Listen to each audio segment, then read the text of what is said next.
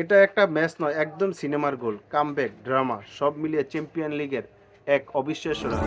যেভাবে গোল হয়েছে, প্রতি সেকেন্ডে সেকেন্ডে উত্তাপ ছড়িয়েছে এই ম্যাচের মধ্যে।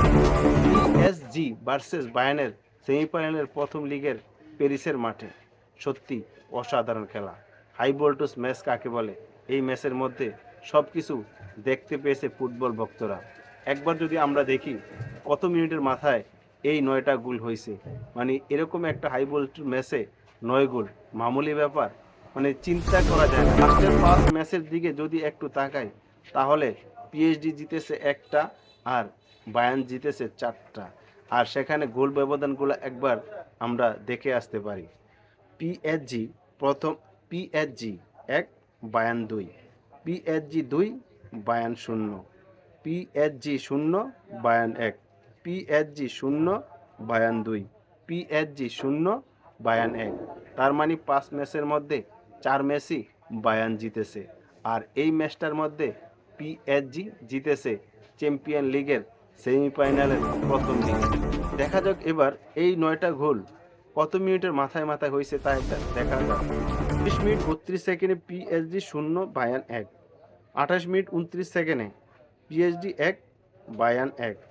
33 মিনিট 41 সেকেন্ডে পিএসজি 2, বায়ার্ন 1। 41 মিনিট 37 সেকেন্ডে পিএসজি 2, বায়ার্ন 2। 52 মিনিট 44 সেকেন্ডে পিএসজি 3, বায়ার্ন 2। 56 মিনিটে পিএসজি 4, বায়ার্ন 2। 62 মিনিট 58 সেকেন্ডে পিএসজি 5, বায়ার্ন 2। 63 মিনিট 53 সেকেন্ডে পিএসজি 5, বায়ার্ন 3। 69 মিনিট 1 সেকেন্ডে পিএসজি 5, বায়ার্ন 4। এই হচ্ছে গোলের বিবরণ। মানে বোঝাই যায় এই ম্যাচের মধ্যে কি পরিমাণ উত্তাপ বিরাজ করেছে। এই ম্যাচের মধ্যে সবচেয়ে বেশি উত্তাপ ছড়িয়েছে পিএসডির খেলোয়াড়রা।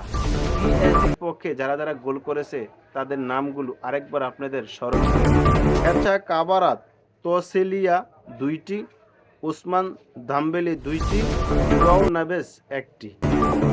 বায়ার্নের পক্ষে যারা যারা গোল করেছে তাদের নামগুলো আরেকবার আপনাদেরকে স্মরণ করে দিতে চাই।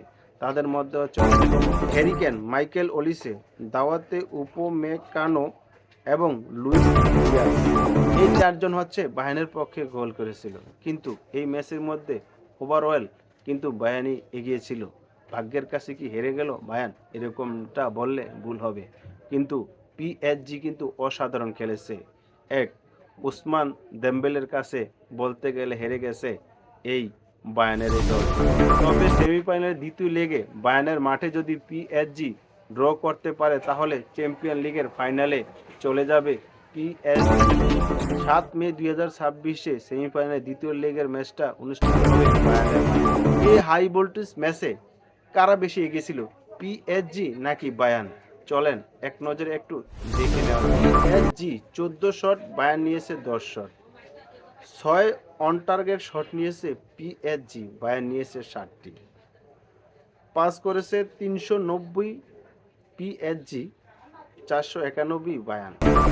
Pass accurate PSG 86, Bayern 85। Foul করেছে আর ফাউল পিএসজি এগিয়ে আছে অনেক, 13টা ফাউল করেছে পিএসজি আর বিপরীতে বায়ার্ন করেছে মাত্র 3টা। ইউলো কার্ড পিএসজি পেয়েছে 3টা, বায়ার্ন 0। অফসাইড পিএসজি 2টা, বায়ার্ন 1। কর্নার বায়ার্ন পেয়েছে 5টা, বিপরীতে পিএসজি পেয়েছে মাত্র 2টা। এই খেলাটায় দোনো দলই হেড টু হেড লড়াই করেছে, চোখে চোখ রেখে লড়াই করেছে। কোনো দলকেই ছোট করে দেখার, কোনো দলই খারাপ। এই ম্যাচটার মধ্যে দোনো দলই খুবই চমৎকার খেলেছে, কাউকেই ছোট করে দেখার কোনো অবকাশ নেই। আসলে এটা চ্যাম্পিয়ন লিগের যে সেমিফাইনাল ম্যাচ, সেটা বুঝিয়ে দিয়েছে এই রাত্রে এই দুই দলের খেলোয়াড়রা। যে যত কথাই বলেন না কেন, দর্শকেরা এরকম ম্যাচ দেখার জন্য অধীর আগ্রহে বসে থাকে। এই ধরনের ম্যাচ হবে সেটা কেউ কল্পনাই করতে পারেনি। অন্তত পক্ষে 9 গোলের দেখা মিলবে পিএসজি ভার্সেস বায়ার্নের সেমিফাইনালের প্রথম লিগের ম্যাচে, এটা কল্পনার বাইরে ছিল। এক কথায় আপনি বলতেই পারেন, এটা আমিও বলতে পারি, কখনই আমি এটা কল্পনাই করিনি যে এই ম্যাচের মধ্যে এতগুলা গোল হবে। এর আগে ৫ ম্যাচের মধ্যে যেখানে সর্বোচ্চ গোলই ছিল ২টা, আর নাকি চ্যাম্পিয়ন লিগের সেমিফাইনালের ১ম লিগের ম্যাচে এই ধরনের একটা বড় স্কোয়ারের ম্যাচ, তাও আবার ৯ গোল। একবার কল্পনা করা যায়। আপনি কল্পনা করেন আর নাই করেন। আপনি বিশ্বাস করেন আর নাই করেন। এটাই ঘটেছিল ওই দিনকার রাত্রে পিএসজি ভার্সেস বায়ার্ন মিউনিখ।